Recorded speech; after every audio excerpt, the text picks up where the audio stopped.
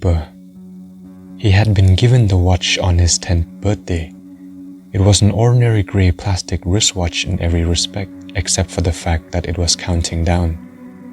That is all of the time you have left in this world, son. Use it wisely. And indeed he did. As the watch ticked away, the boy, now a man, lived life to the fullest. He climbed mountains and swam oceans.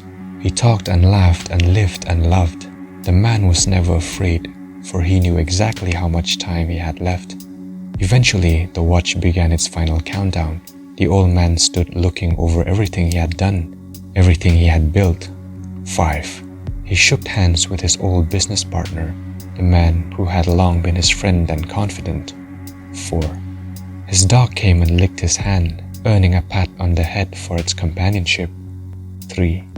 He hugged his son, knowing that he had been a good father. 2. He kissed his wife on the forehead one last time. 1. The old man smiled and closed his eyes. Then nothing happened. The watch beeped once and turned off. The man stood standing there, very much alive. You would think that in that moment he would have been overjoyed.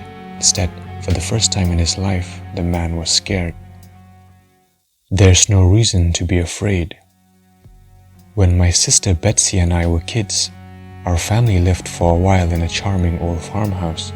We loved exploring its dusty corners and climbing the apple tree in the backyard. But our favorite thing was the ghost. We called her Mother because she seemed so kind and nurturing. Some mornings, Betsy and I would wake up, and on each of our nightstands we'd find a cup that hadn't been there the night before. Mother had left them there, worried that we'd get thirsty during the night. She just wanted to take care of us.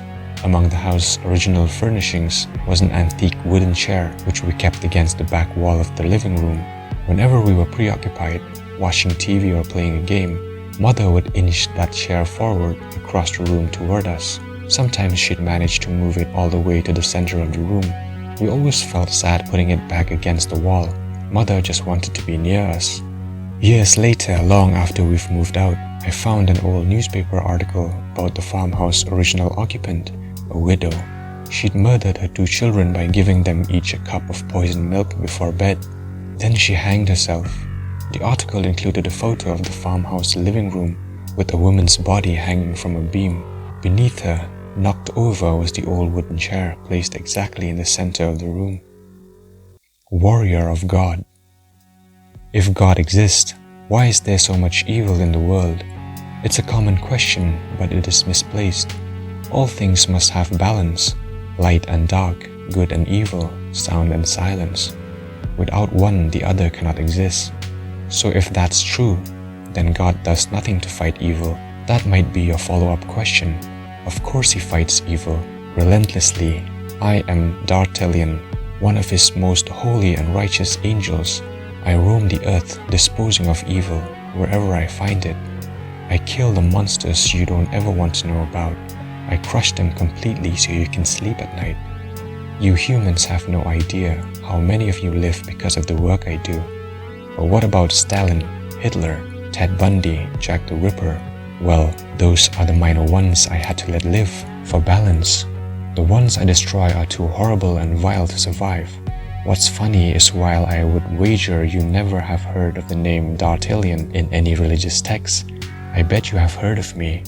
Americans, for example, have their own name for me. Sudden infant death syndrome.